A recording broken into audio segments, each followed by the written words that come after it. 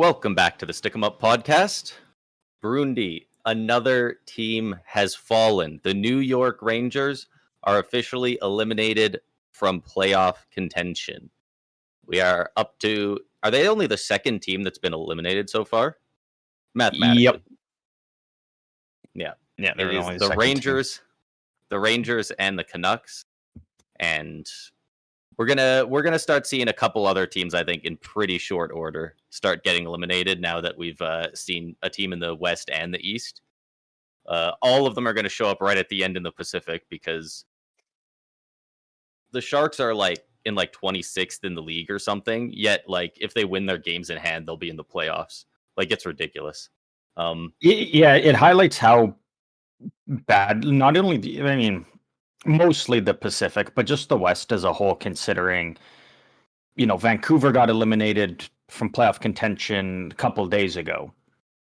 And now the Rangers did. Yet the Rangers have a 15-point lead, gap over Vancouver.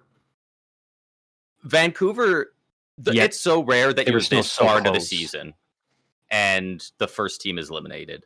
Normally, that happened a while ago. That happened 2 to 3 weeks ago, usually. But their division is so low that even though they're that down, up until a week ago, if they won out, it was possible to come back. And that's crazy. And, well, the Rangers are eliminated. Do we want to jump right in and talk about their game versus the Senators the other day? The only game that was on that day. Yeah, I just wanted to say with that, because I know that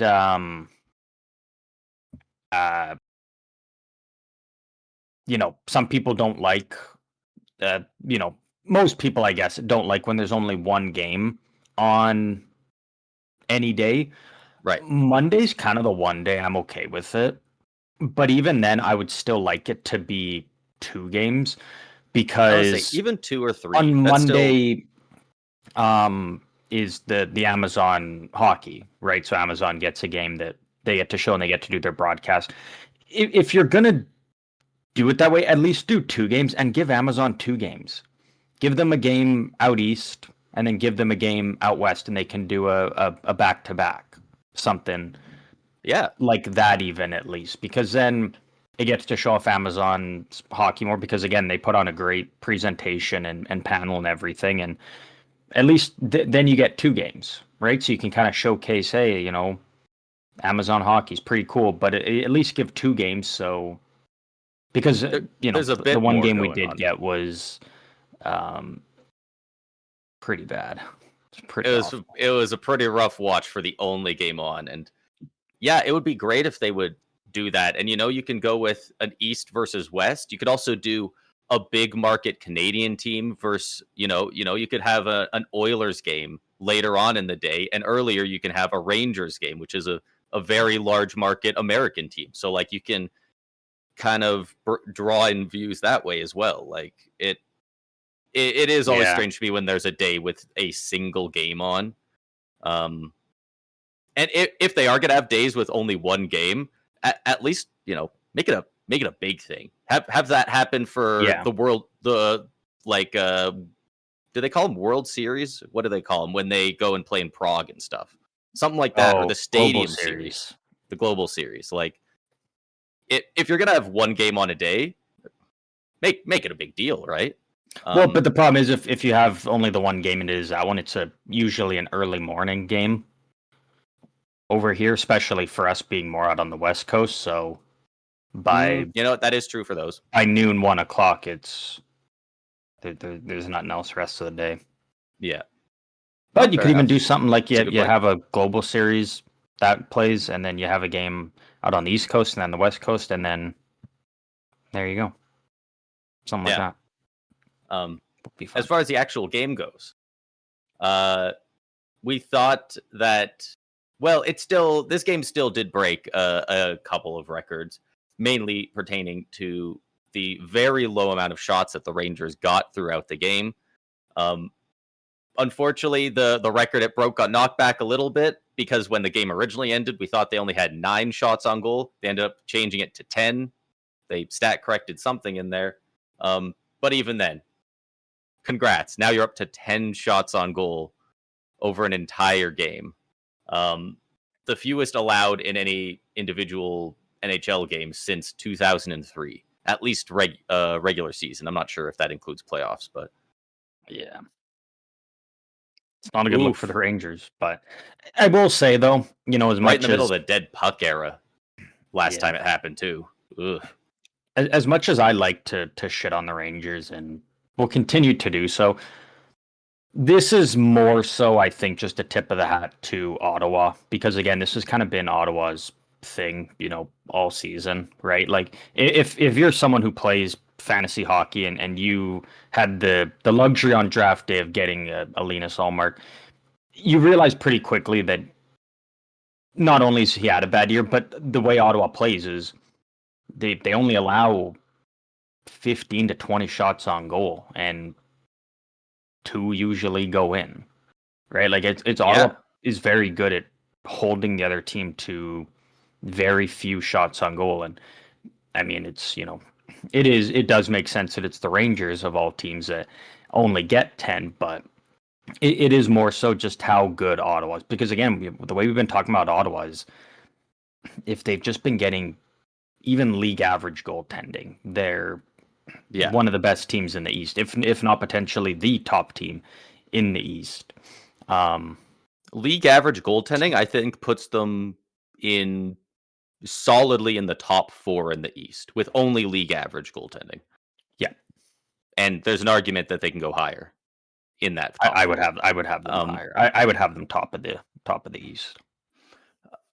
And yeah, we've been waiting all year for them to get decent goaltending, and that is exactly what they're getting now. Decent goaltending. It is not world beating, but it's good enough. And the amount of games they had early this year where, damn, they outshot the other team 27-16. But they lost 3-1 or whatever. Yeah. Like, their goalie let in 4 on those 16 shots or whatever.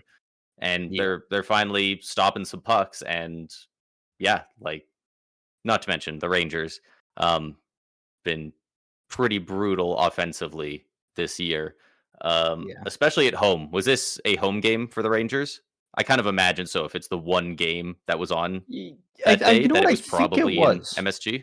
Let me double check, but I believe it. I believe it was, but I will confirm just to make sure. Another thing that happened, because man, I don't know if I've ever seen a team be worse at home than this team is right now.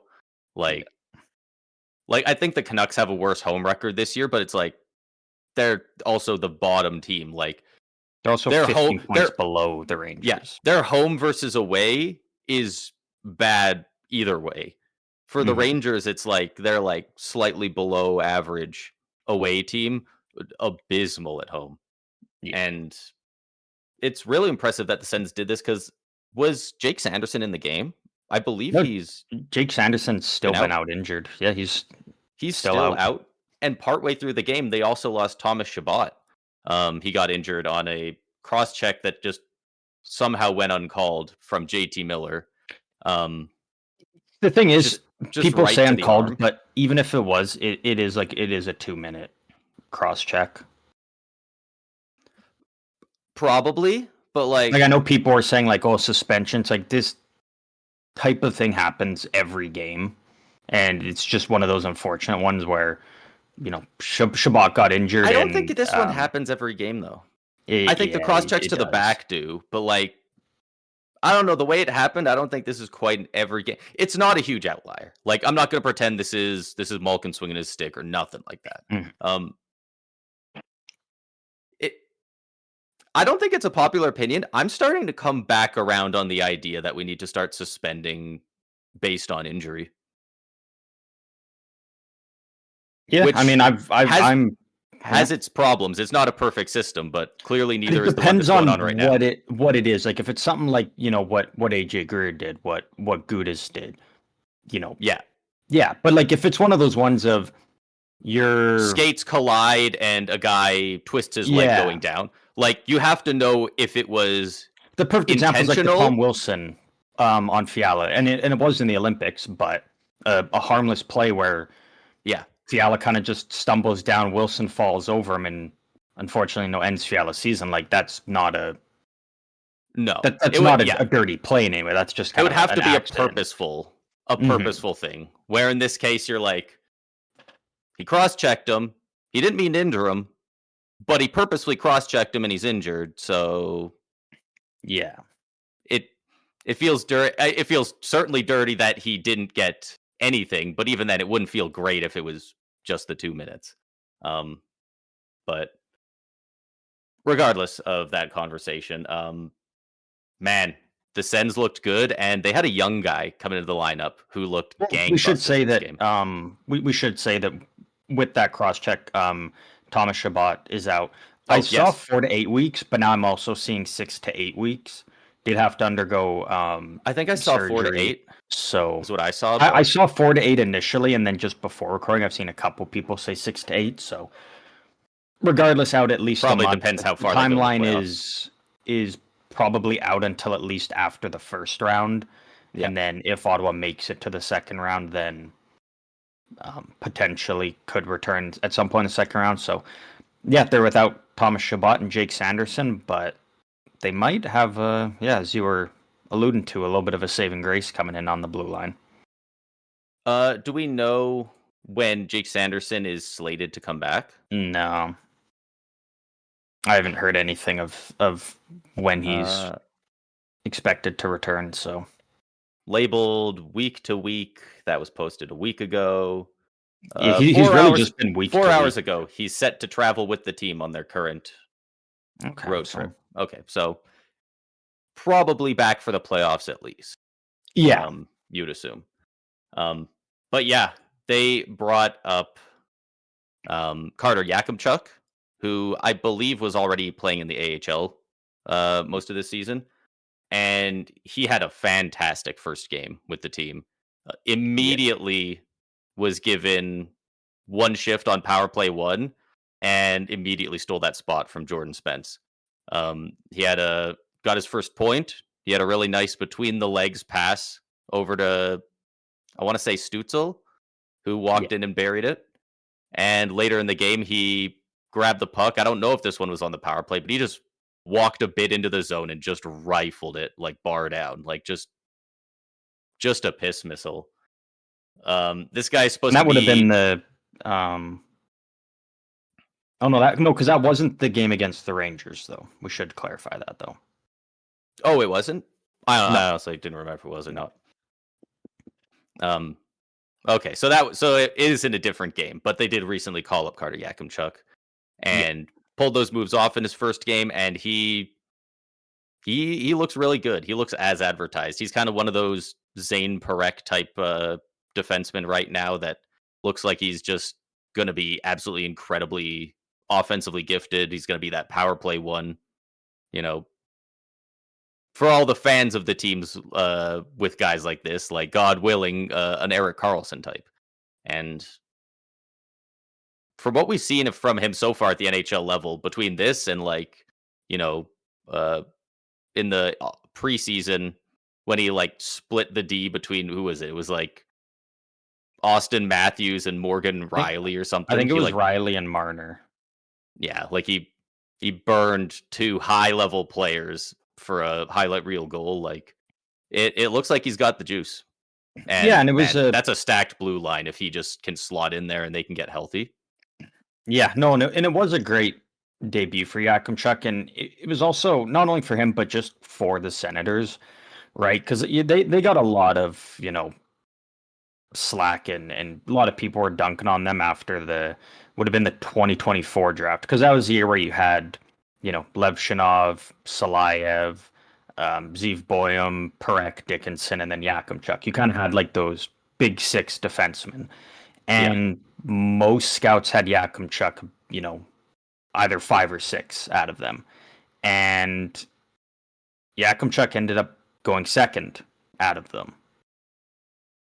So, when people are rating Zeev Boyum high, Dickinson high, Parekh high, those 3 kind of specifically, and then Yakemchuk goes before them, a lot of people are making fun of Ottawa for that. But as someone who was able to kind of watch Yakemchuk a lot in juniors, obviously, playing for the Calgary Hitmen, he plays with a lot of confidence, and he's got the size and the skill. So I was always on board with this pick because it always felt like a very safe pick, and that's kind of exactly what Ottawa needed. Yeah, at that time was just that, maybe he doesn't have the highest ceiling out of all those guys, but he's got a very stable floor, and that's all they really needed. And they've already got a Jake Sanderson. Like, yeah, if you just want to take the guy who's the most guaranteed to be a solid pick, it's not as much of a boom or bust situation. It's how high can he get that level.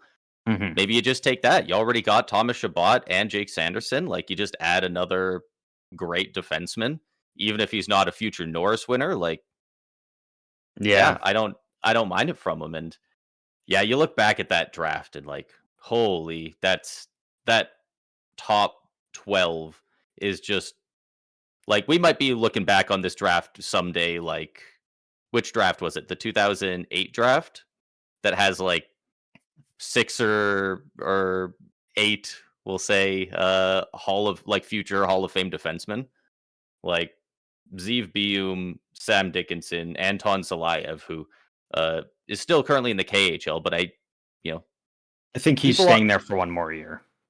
People often talk about why would the Devils even entertain moving Nemec. Maybe it's because they really like what they see with Salayev and already have a bunch of good defensemen on the team. Mrs. Salayev is Zane a Parekh, lefty and is a very defensive defenseman, so not even really in the same realm as a Nemec in terms of player style. But yeah, a lot of good defensemen, and I would say out of all of them, yeah, Yakemchuk had the most impactful and successful debut out of the 5 that have made their NHL debuts. So yeah, it's good for Ottawa, especially now. Yeah, like where their blue line is hurting, and they're fighting to get back into a playoff spot. I think they were in a playoff spot at one point. They've kind of fallen out a bit, but they're still right in there, and that's just because other teams have had a few extra games. So yeah, we'll keep watching the Sens, and we'll see if Yakemchuk can continue to hold down that blue line for him. Because without Chabot and Sanderson, they're going to need it. And the vote of confidence to just immediately put him power play 1, like, I mean, why not though? Like, it makes perfect sense, but it's one of those things where so often these guys get brought in and it's like, okay, he's an offensive specialist. Let's at least give him power play 2 time, right? And sheltered 5-on-5. No, they went right in with him on power play 1, and immediately, like, that dish to Stützle, just walked right in on him. Like, that's great. The Senators are currently in a playoff spot. They are tied with the Islanders at 85 points, but the Sens are in because they have that's right. Actually, more regulation wins. Wow. Yeah, because Columbus jumped up. Columbus is in second in the Metro. Yeah, they just keep winning. They're on a heater, man. They just keep winning. Bonus is doing wonders for that team. But we'll move on. Well, I guess before we get into the one thing I want to do, you mentioned Rick Bowness, another coach we can talk about here, Paul Maurice, second all time in regular season games coached, hit 2,000 the other day, which puts him only 141 from reaching that milestone behind Scotty Bowman for first all time. You gotta imagine he passes him. I would be shocked if he retired after this season with the Panthers. They still look like, they're probably going to miss the playoffs this year, but they're gearing up for next season. I don't think anybody who's reasonably paying attention is counting them out for next year. And yeah, it's crazy for a guy who, it felt like when he was with the Jets a couple years ago, it kind of felt like he was winding down. It felt like he was on his way out, going to retire pretty soon. And all of a sudden, he really flips the script on his legacy and turns everything around in Florida. And now it's like, well, fuck, is he really going to retire now? It's finally going well. So Yeah. No, I think you're 100% right. I think he's definitely going to be first all time. I don't see him walking away from the Panthers anytime soon with where they're at. And again, bit of a down year for them, but it's solely due to injuries. If the yeah, Panthers came in healthy, they would be comfortably in a playoff spot and yeah, a major threat in the East. So, yeah. yeah. Um, with that, so did you? And I'm hoping you didn't see this, but maybe you did. And if you did, then we'll just talk about it. Did you see the stat the other day pertaining to the NHL team this season who has spent the most time trailing? I do. I did see that. I did not look too far into it, so I do know the team you're referring to, but I don't know the stats. Okay, well, basically, the Vegas Golden Knights, Yeah, have spent the most time this season trailing. that's Vancouver's the not only just. team I within was gonna say 100 minutes that's not in like playoff teams or anything. The league wide. Flames, the Canucks, the Rangers, they're all ahead of them in time spent leading games. Yeah. That is so ridiculous.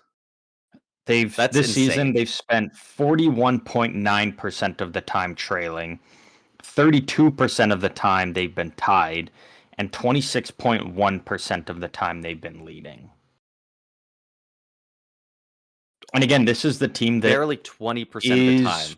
probably is the I mean they're probably the scariest Pacific team in the playoff picture.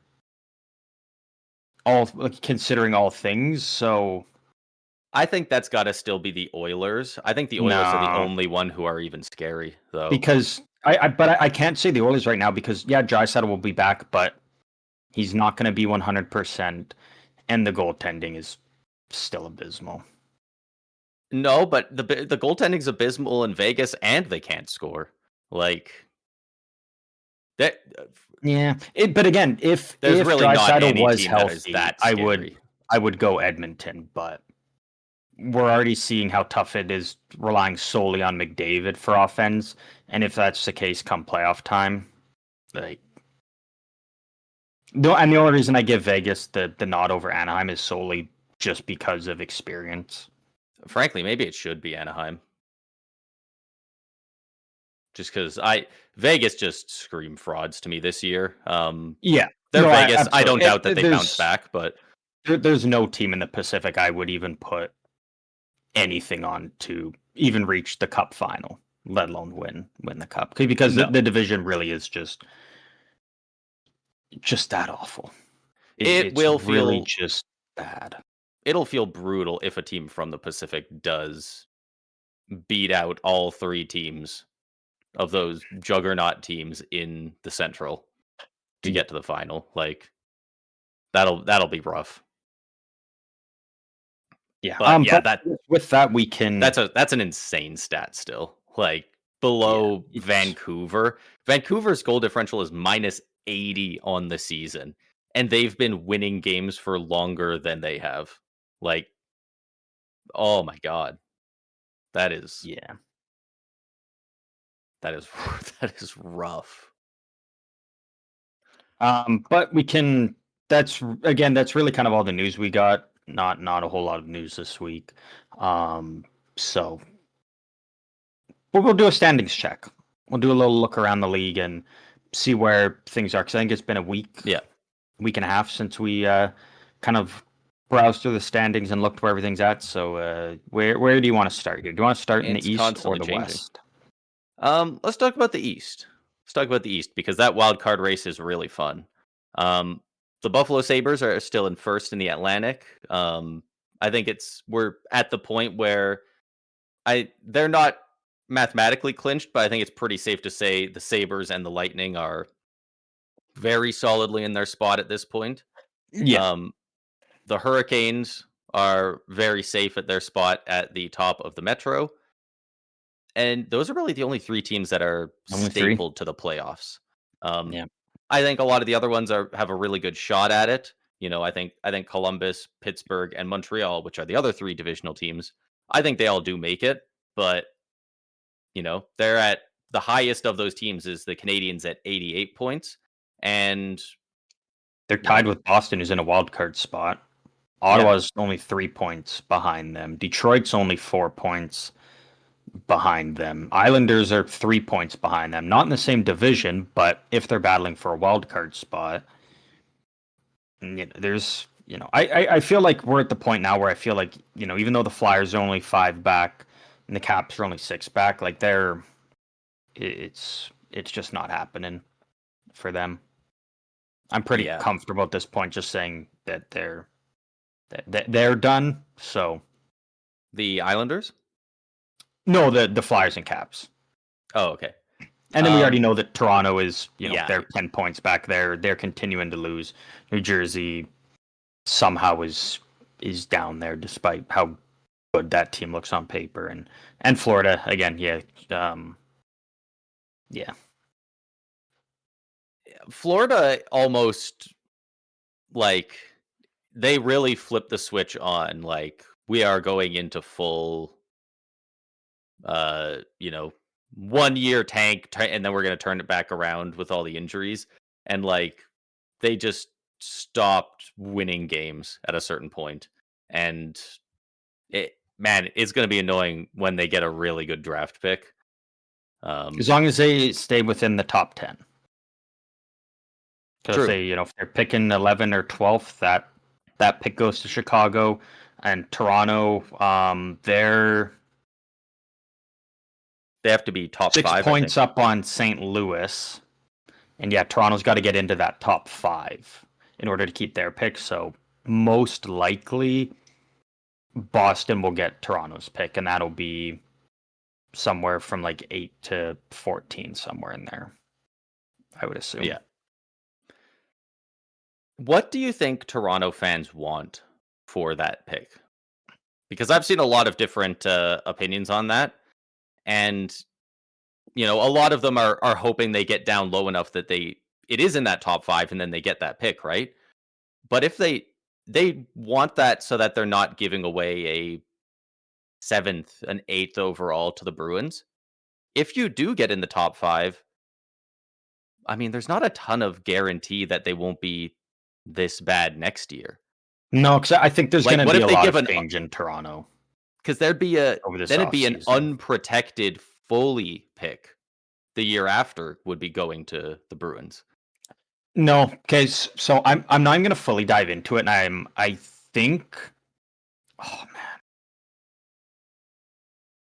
I think it was Jeff O'Neill. I think it was O-Dog.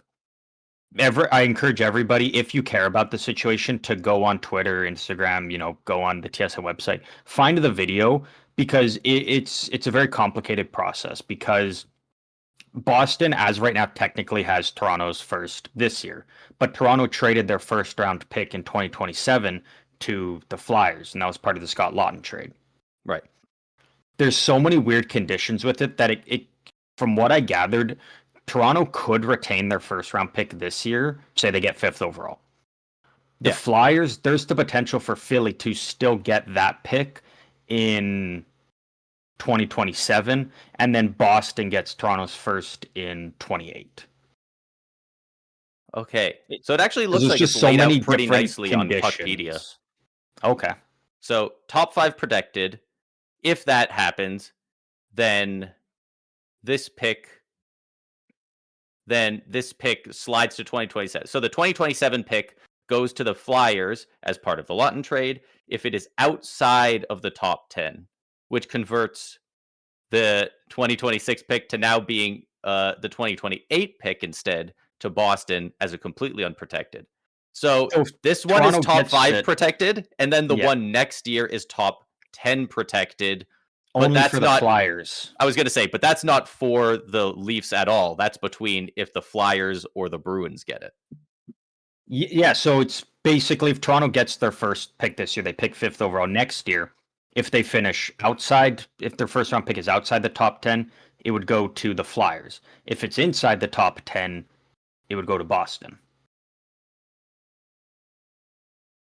if this pick slides to 2027 and is in the top 10, Toronto can either transfer it to Boston to satisfy this trade and give Flyers 2028 protected, or transfer it to the Flyers and give Boston the 2020 unprotected. Yeah. So if it's in the top 5 this year and outside the top 10 next year, they get to choose who gets that year's pick, and then the other person by default automatically gets the unprotected. So if you're that's Toronto, interesting. They get to choose. I don't know if I've ever seen that. I think the best case scenario is getting a top 5 pick this year. And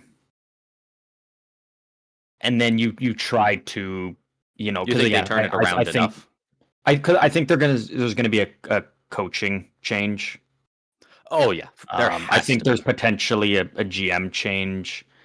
And again, what they've moved out, McMahon, Lawton, Nick Wall, like they're gonna have some cap space, and I think they're gonna kind of start to retool that team. I could see Morgan Riley getting moved if they can find someone to take him, and then they're gonna kind of rebuild this team in a bit of a way, because it's either that or you trade Matthews, you trade Nylander, you trade Nyes, and you just tear it all down and start over. And again, that's tough if you're tearing it down and you don't even have your first round pick in the next 2 years.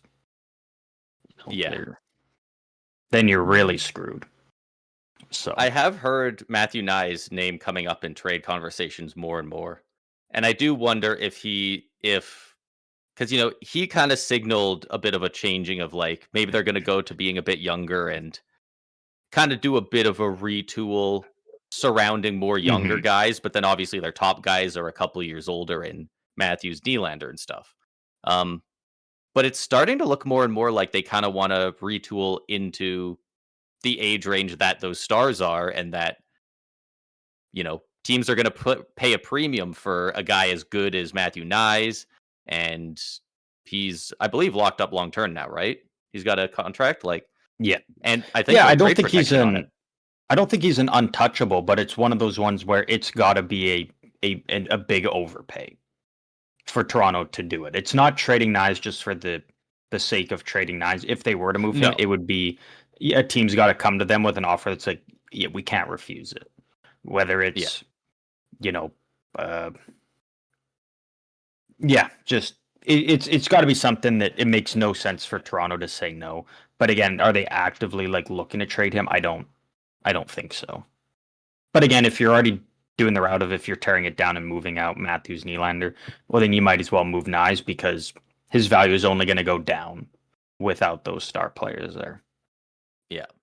I haven't heard anything about this, but it's just a name that popped in my head. Do you think there's something to a trade where basically the two centerpieces around it are Matthew Nyes and Jason Robertson? Toronto's got to give up more. Can the Stars afford to keep Robertson and extend him? Do they have the money? Find a way. I think they'll find a way. I don't know how, but I imagine they'll find a way. I think they also have some money coming up off the books. RFA. Yeah. Yeah, it's interesting, but yeah, again, Toronto would have to give up more than just Nyes in this scenario, I think. Yeah. Yeah. I do agree. I think he would, Nyes a hell of a player, but so Jason Robertson is, a former 100-point player. Former 100-point guy. His brother's already there in Toronto, so that could be something cool. Oh, I didn't even think about that. Yeah, but we can move on from Toronto, and again, that's a team we'll kind of keep an eye on. Is that's a big fall they need to make if they want to get into that top 5 and keep that first rounder. Yeah, they're currently in, what are they at? And they are 12th last in the league. So that's, man, and they're so far out of the playoffs at that spot. Meanwhile, teams like San Jose is 6 from the bottom, but they're still fighting for a playoff spot. I'm comfortable saying they're out. I think more realistically they are at this point, but if they No, go on they a are. run, They won't. it's the Pacific though. All they have to do is win 5 games in a row, and they might win the division.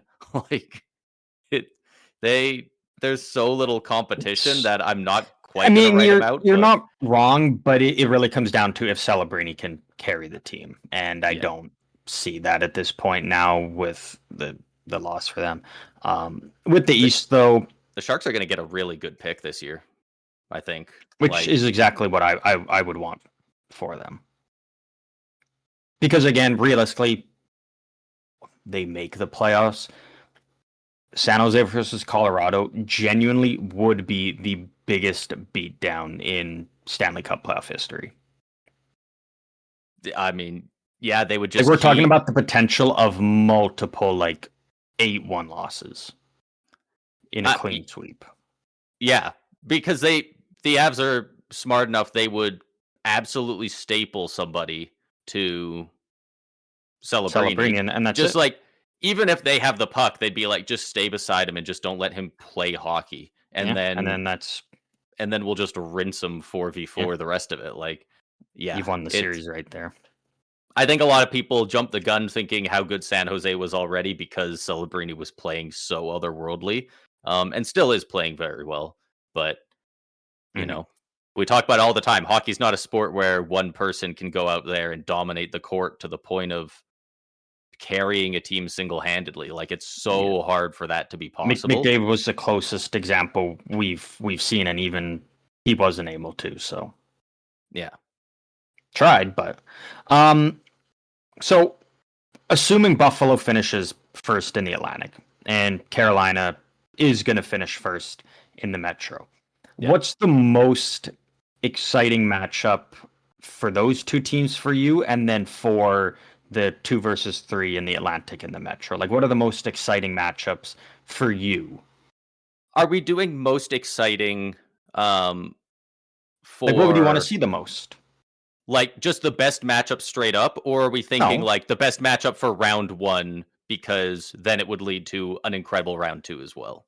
no, You just know, straight up for the first round. Like, just realistically, just what's the matchups that best we could matchup? see. Yeah. Okay. What would you as a fan be most excited If I'm a see? neutral fan, I absolutely want to see the Lightning versus the Sabres.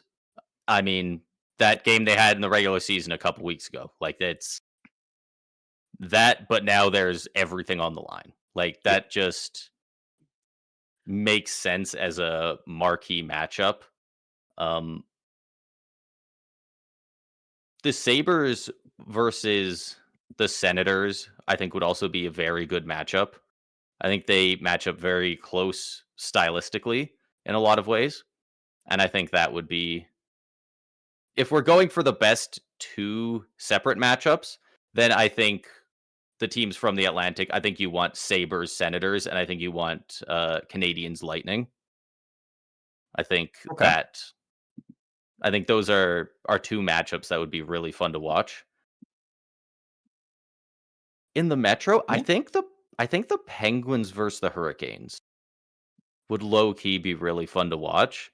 I think a lot of people assume that the Hurricanes would wipe the floor with the Penguins, but I don't know. The way the Penguins are playing this year, it just I don't know if the Hurricanes are quite scary enough to fend them off. I think that's a series that would unexpectedly go the distance. Yeah. I think yeah, I think I would like to see Pittsburgh, Carolina, and then I would like to see Islanders, Columbus. I think for a first round matchup, I think those are like Islanders and Columbus. We've already seen in games this year that these teams aren't fans of each other, and I think they actually match up very well with each other in terms of skill.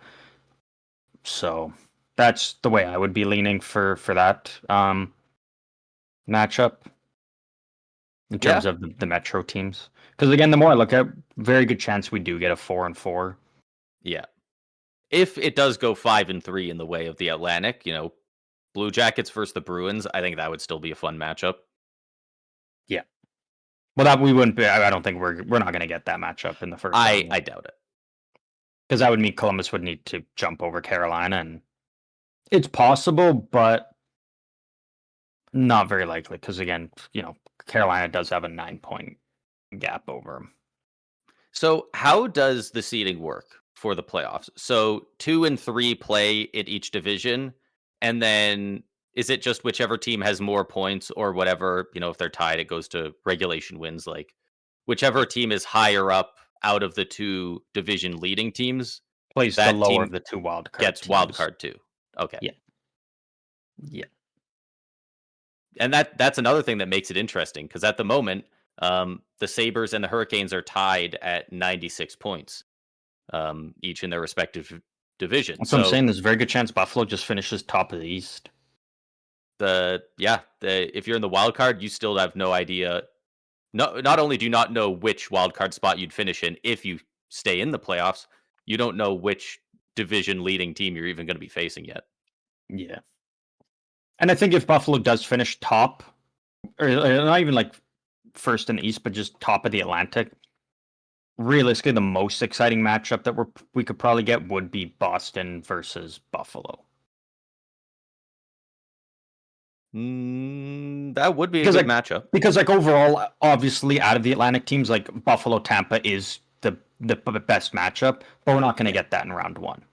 And again, I think Boston and Buffalo is more exciting than a Montreal Buffalo, which we talked about earlier this week, or a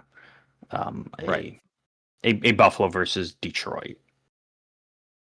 Yeah, Detroit finally got Dylan Larkin back the other day, so they've got him back. He scored a big goal for them. I think they won the other night, but they are still only 1 point out of the playoffs right now. But yeah, they're still right in the fight. It's really gonna be again one of those ones that comes down to a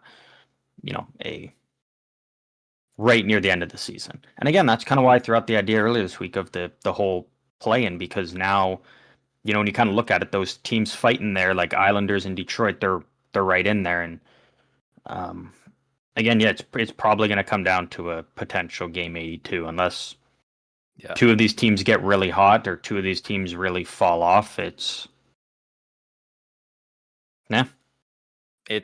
right in there. The Bruins are separating themselves a little bit. They've got 3 points up on the Sens, Islanders, and 4 on the Wings. But man, yeah, it's going to come right down to the end. And I hope it stays this close because it's just so much more fun when games 80, 81, 82 matter for all the teams and it's not locked up. Yeah. No, you're 100% right. Should we look over in the West? Yeah, I guess we should probably do that. Well, it's no secret that, Colorado, Dallas already locked. Yeah, we already knew that. Minnesota isn't clinched a playoff spot yet, but they're going to. They're comfortably 12 points over Utah at this point, so they're 5 points back of a team that's already clinched. So yeah, I think they win like 2 more games and they'll clinch that spot. And realistically, these 3 teams probably end up staying where they're at. Dallas made a bit of a push on Colorado, but Colorado is, again, they're back up to 7 points up on Dallas with the game in hand. So I thought Dallas was going to pass them. The way it looked, like at that one point, Dallas was like 15-1-1. The Avs had like 4 wins in their last 10 at the time. Like they were, I think at one point they got within 2 points of each other. And from that moment, Colorado won 3 and Dallas lost their next 3. Exactly. And all of a sudden you got a 7-point gap. Yeah. All of a sudden you're that far back. And even if you win out, the Avs just need to keep doing what they're doing and you won't catch them. So, yeah. And they have a game in hand and 2 games in hand on the Wild. So I think at this point, the Avs over those past 3 games and the Stars losing those 3 games, I think that all but guaranteed them the President's Trophy. Yeah. Yeah. In the Pacific, Anaheim now has a 10-point lead over the LA Kings. So they're again, they haven't clinched yet, but they're pretty comfortably going to make the playoffs. Yeah. Edmonton and Vegas behind Anaheim, 79 points, 78 points. There's potential for one of them to fall out, but again, most likely these 2 stay in the playoff. Whether one finishes 2 or 3, I kind of think those two are still going to make the playoffs. Even though I'm not super crazy about either team, but again, I'm not. Yeah. Really, outside of Anaheim, I'm not super crazy about any Pacific team. No, like if the Jets catch some magic, I think they might be able to. I think they're still a really good team. They're only 5 points out at this point, but you got to win the games. I don't know. They have a minus 17 goal differential on the season. They're starting to pull it back, but it does start to feel like it's just a bit too little, too late. Right now, I'm starting to think the playoffs are just the 8 teams that are in right now. It's kind of starting to look like Nashville's been on a heater lately, like 5 wins in a row, 5 game streak. Yeah, 7-2-1 in their last 10. They're only 3 points now back of Utah, who we thought comfortably kind of had that first wild card spot. They're 3 points up on LA, 5 points up on Seattle, 5 up on Winnipeg, 7 up on San Jose now. Like, yeah. And again, the LA Kings are only in there because they have 18 overtime or shootout losses. Do we know what the record is ridiculous in a season? Is it 18? I think it's close. I'm not sure, actually. I thought it was like 21 or something, or 20. I kind of thought. If the playoffs started right now, the Anaheim Ducks, for winning the division, would get to face the Utah Mammoth, which is only 4 points back of them. And the Mammoth actually have a better goal differential by 27 points, because it's -5 for the Ducks, plus 22 for the Mammoth. So if you win your division and get rewarded with that team, that's kind of rough. But at the same time, if you weren't in this division, you probably wouldn't be making the playoffs in a lot of cases. So yeah, I'm excited to see the Mammoth in the playoffs. Some tells me they're going to be sneaky good. I think they're going to end up going against a absolute juggernaut team from the Central, and it's all going to be moot because points, that's best case scenario for Utah if they can hold on to that wild card 1 spot. Because then you play Anaheim round 1, very good chance you beat them. Round 2, you're now in that Pacific bracket, so you would play the winner of Edmonton Vegas. I'm probably picking Utah over either of those 2 teams.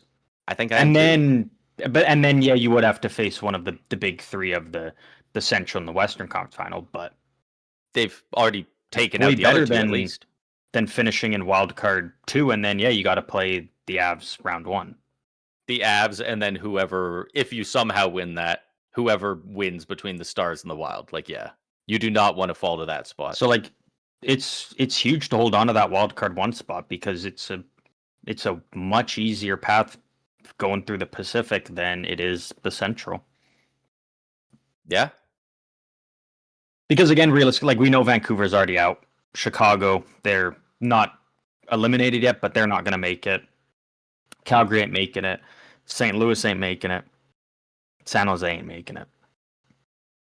So I'm assuming Utah holds on to that spot. So you're really looking at Nashville, LA, Seattle, Winnipeg for that wild card 2 spot. Unless somehow LA finds a way to jump over Vegas. But I don't love their odds of doing that. For how bad the Kings have been lately, it's insane that they're still within 4 it's because points they got 18 loser points. Like, even say half of those, they lose in regulation instead, -9 points. That puts them down to 63. That puts them down below Chicago, below Calgary. Like, does that actually put them second last it puts them second last in the entire league. If you took away half their loser points. If you just look at regulation wins, they have more than the Canucks. I think that's it. That might be it. They have 18 regulation. They have 18 regulation wins The Rangers, who have already been eliminated from the playoffs mathematically, have 19. The Flames have 23. The Flames have 5 more regulation wins than the Kings. Like that's So that means that's that the absolutely LA brutal. Kings have had 38 games go beyond regulation. That's ridiculous. With 11 games remaining, there's a chance that the LA Kings finish the season with more than half of their games going beyond regulation. Yeah. At this point, it's looking damn near fucking likely. ridiculous. Insane. So again, I'm not banking on LA to jump into the Pacific. So again, yeah, Nashville, LA, Seattle, Winnipeg. I guess really what matchup is most exciting for you to face the Avs in round 1? I think it's most fun for the playoffs if what we said with Utah happens, because I think Utah getting into that Pacific is the most competitive that those two brackets are going to be. So, for the sake of Yeah, because I'm the assuming Ducks Utah versus holds Mammoth, on. Yeah. then I guess it would be Avs, and who do we think gets into wild card 2, and who would be the most fun to get there? I think it's Nashville. If the I Jets could would look maybe good say down the Winnipeg, stretch, but I was going to say Colorado if would dominate them in the depth department. yeah. Yeah, it 'Cause would Winnipeg's have depth to has be their been top guys going nuclear and Hellebuck being otherworldly down the stretch to even make it a a somewhat. conversation. Yeah. Yeah, it's got to be Nashville. It's They've got to been be. clicking lately. They've had a lot of guys playing really well. Stamkos, for a guy that a lot of people think is pretty washed, he might hit 40 goals on the season. He's already at 35. Yeah. UC Saros always an X factor back there for him.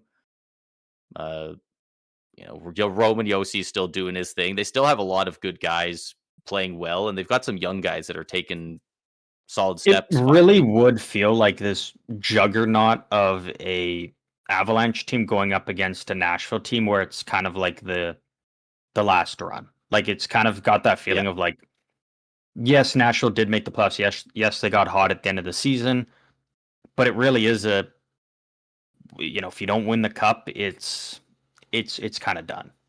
Again, Stamkos having a great year. Is he going to be a 40-goal guy next year? Probably not. It's a team that is already an older core and is going to be another year older. I And again, expect the Central isn't they've getting moving any off easier. guys. Like They've been Colorado's, moving off guys in the offseason. we already talked about them at the trade deadline and how they've got on paper the best team in the league, and they're pretty much all signed for next year. Dallas is a youngish, somewhat team, great core. They're going to be fine. Minnesota, again, it's those three are going to terrorize the Central for the next 5 years minimum.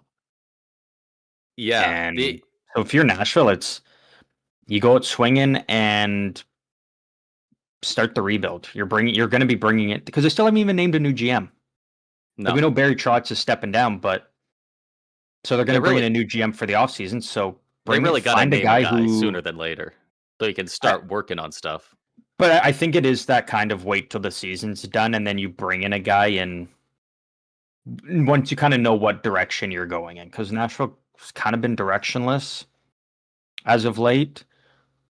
And I think now is the time where once the season's over, find a GM who you trust to do a rebuild, like a full tear it down and now, so that they can start assessing all that stuff. Like he doesn't have to start the tear down before the playoffs or anything, but like, I mean, I guess, I don't think it really matters either way. Whoever you're bringing in is going to be I'm just thinking, doing their homework on the team, and because is Barry Trotz out yet?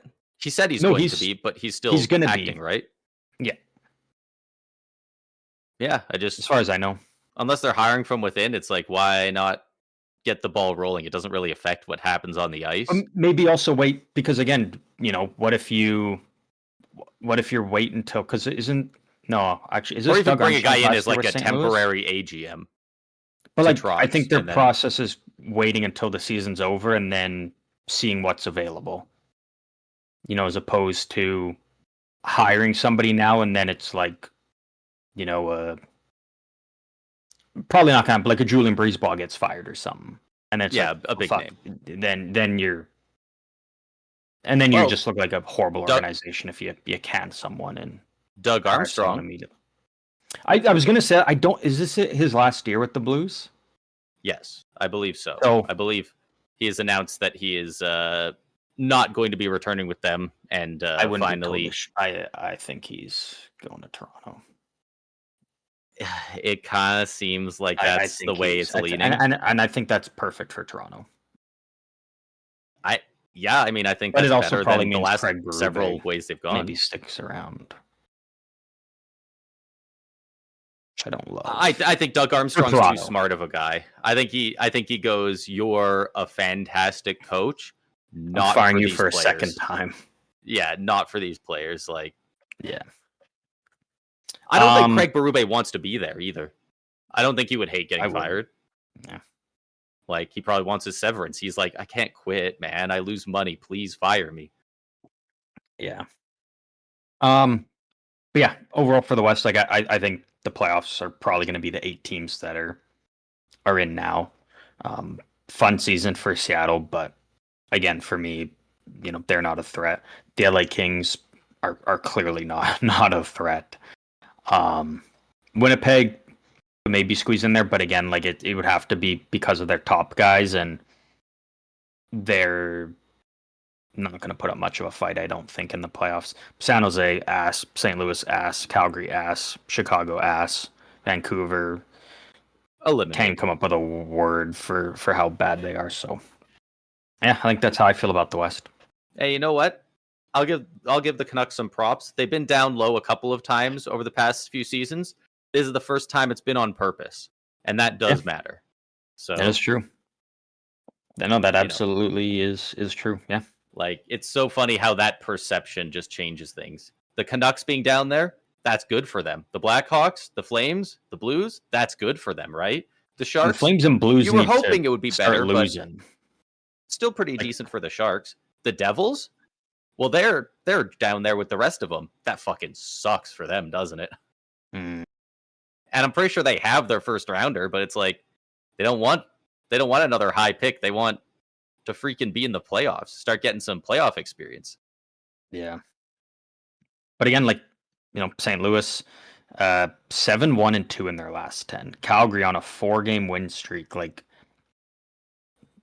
they need to pump the brakes and maybe just start losing a bit more. Like, actually, like, and you know, the Sharks with 5 losses in a row, if these teams keep it up, they're both going to jump over the Sharks, and all of a sudden the Sharks have a top 5 pick, and all of a sudden, like, the Flames are on a 4-game win streak. What a brutal time to do that in the year. It might be their longest win streak of the year. Oh, it's got to be. It's got to be. And gotta be. Everyone's talking about it, you know, them or Vancouver seeming most likely to get McKenna. At this point, the Flames might end up picking 6th overall. Like, and they might get up to 8th overall. Like, and that is not what they need. They need those top guys. Yeah. So, no, you're 100% right. And they got 2 great goalies, so they can't even run the backup goalie a bunch to try and tank a little bit extra at the end, because Cooley's been so good. And Hofer has been great for St. Louis. Yeah, they got to play Binnington more. Yeah. But that's kind of where we're at with around the league and where things are standing. Again, you know, there's not a whole lot of news going on around the league, so, you know, that's kind of be the majority of what we're doing coming down the stretch of the regular season.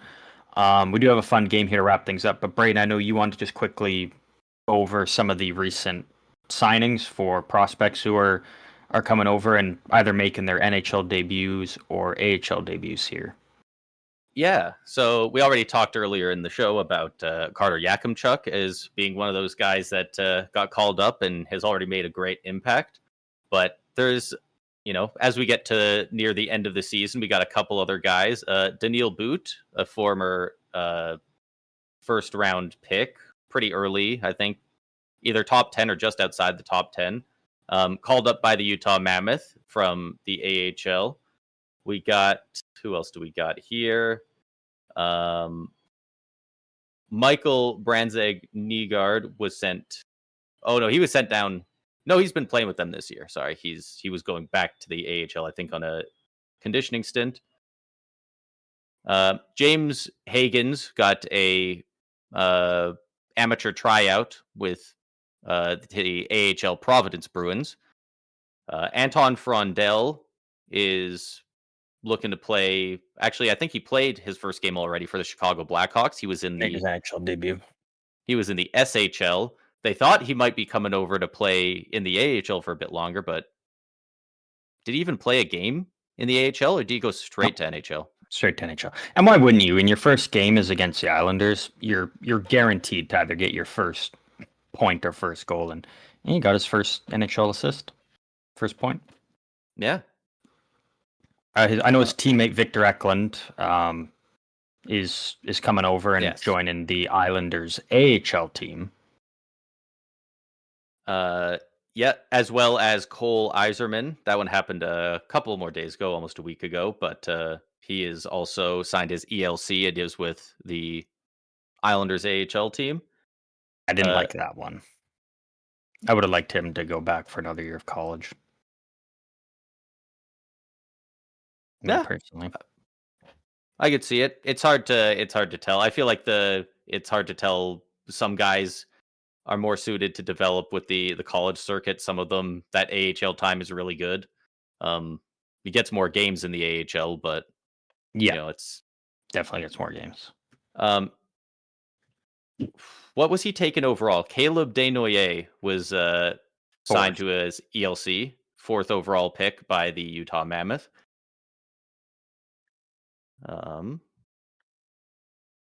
I think those are most of the big ones. I'm pretty sure we already talked about him, but Cole Hudson signed his ELC with the Caps. He's already been playing with them.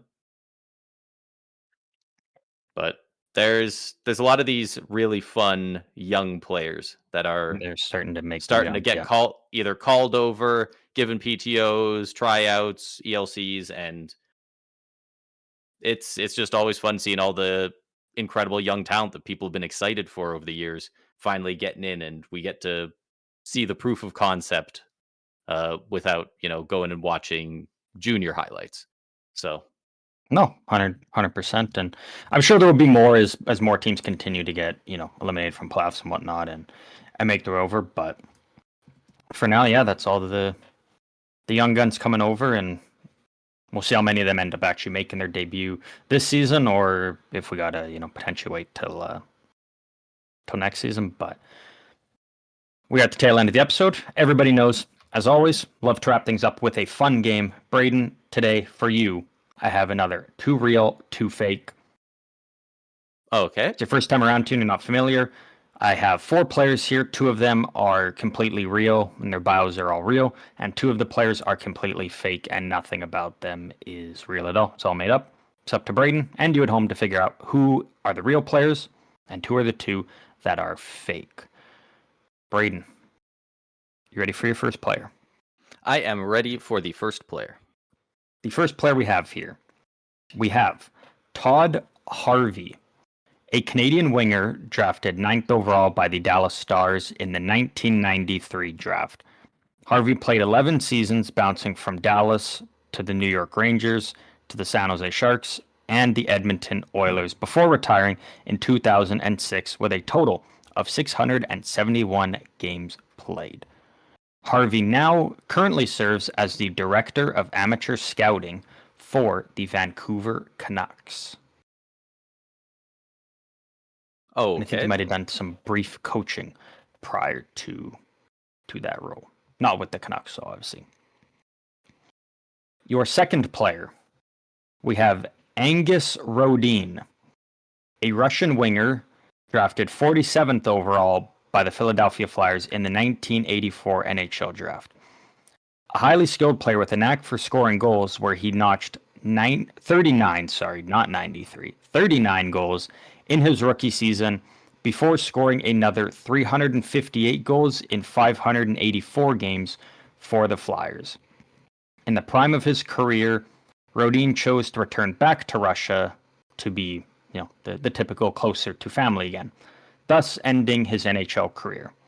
So we thought, until he returned to the league just 2 years later, this time as a member of the Pittsburgh Penguins, a rival of the Philadelphia Flyers, where he played 5 more seasons before retiring.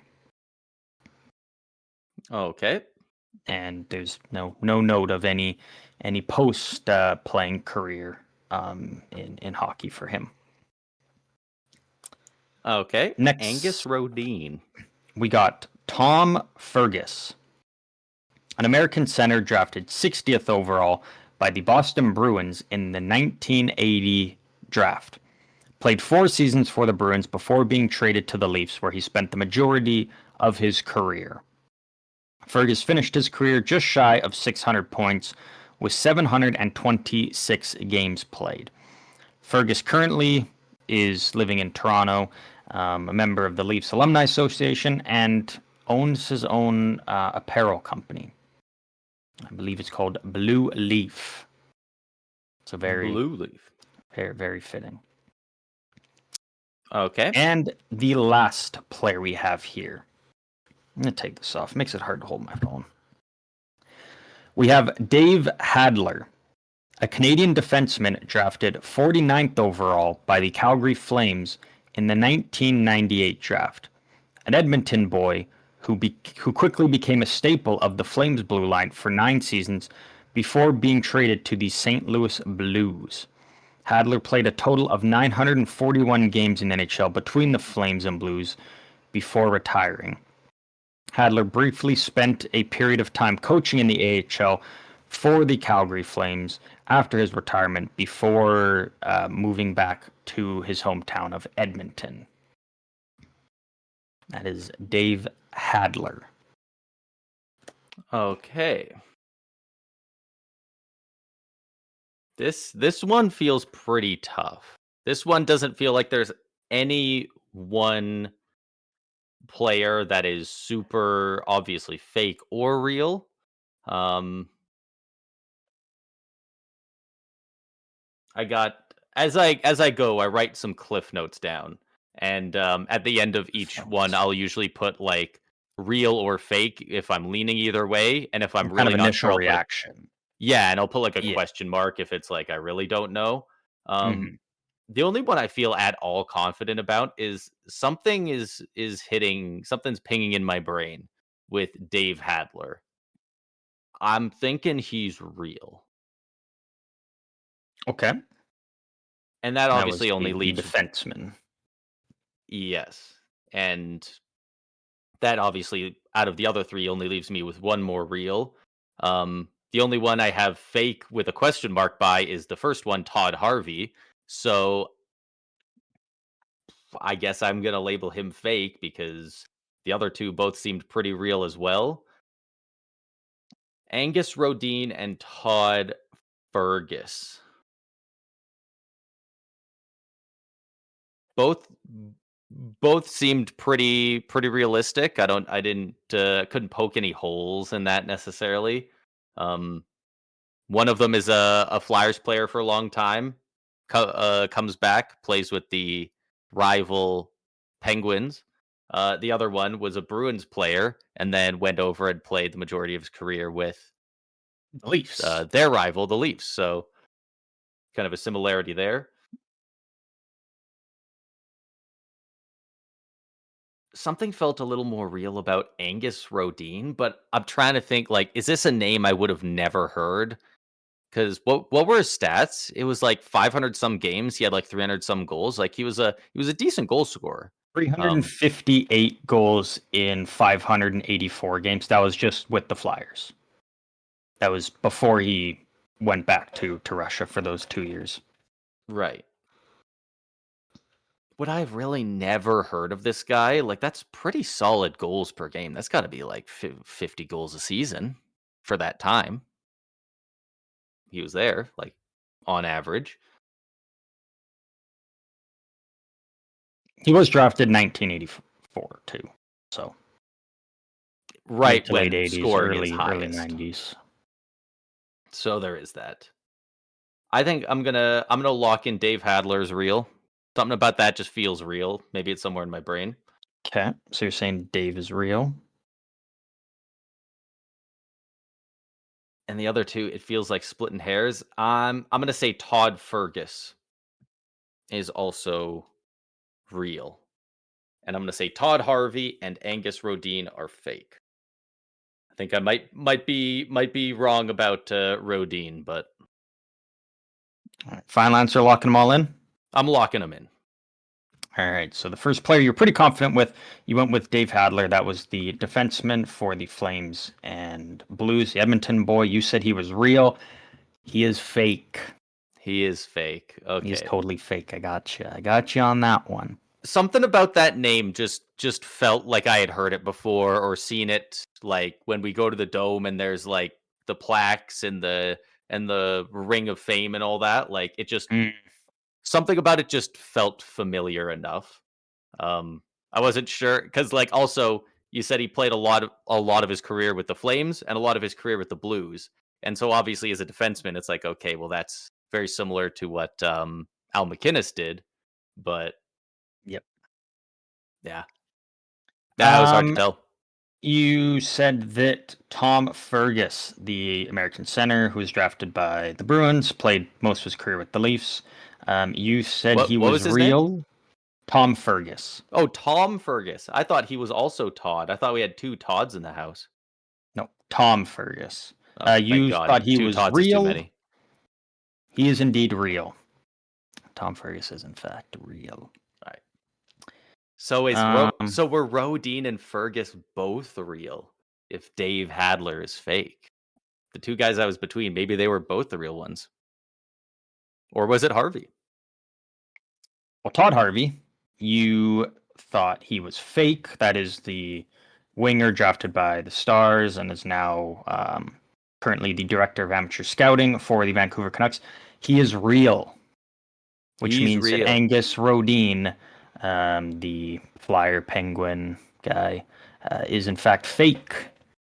He's not real. So 50% for you though. 50%. That ain't too bad because again, you can only get either 0%, 50%, or 100%. As long Unless as you stick unless true you to unless you really mess it up. yeah.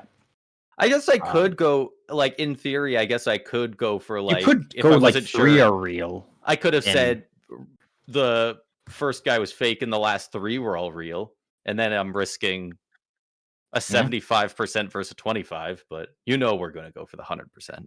you always got to go for the 100%. But that was too real, too fake, You're and getting that really puts good at us writing at. these. Early on, I feel like I could see a little bit more through it. It's tough to tell now. I'm It's very starting to tough. get my rhythm with it. It takes a bit, but I'm starting to work it out properly. He's figuring out Um, the system. But that does put us at the end of the episode. Once again, want to thank all of you for tuning in to yet another episode of the Stick 'em Up podcast. If you want to talk hockey, let us know your thoughts on anything and everything going on around the league. You can do so through any of the socials. They're all down below or over on YouTube as well.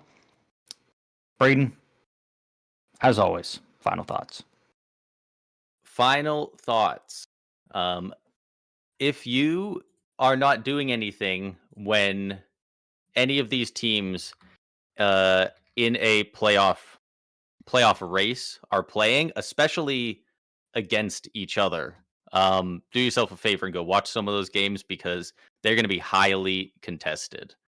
Um, I'm trying to bring it up here, but I know there's a couple teams in the East that are going to have some very competitive games coming up soon. Even just today, which I guess will be yesterday when this comes out, we got Penguins Senators, which is going to be a close one. We got Blue Jackets Canadians. They're both right in there for it. Oilers Golden Knights as well, pretty close. The day this is coming out, we got Red Wings versus Sabres. That's going to be a close matchup. Lightning, Sens, like there's so many of these teams that are, because they want a little bit less travel near the end of the season as it wraps up. So obviously they schedule a lot of interdivision matchups. So like, the Red Wings are going to go through and they're going to play the Habs and the Lightning and the Sens like one more time each.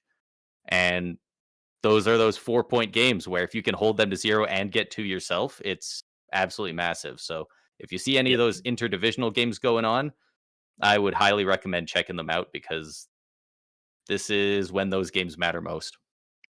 Absolutely. But that is it for this episode. One final time, thank you all for tuning in. And as always, we will see all of you out on the ice next week.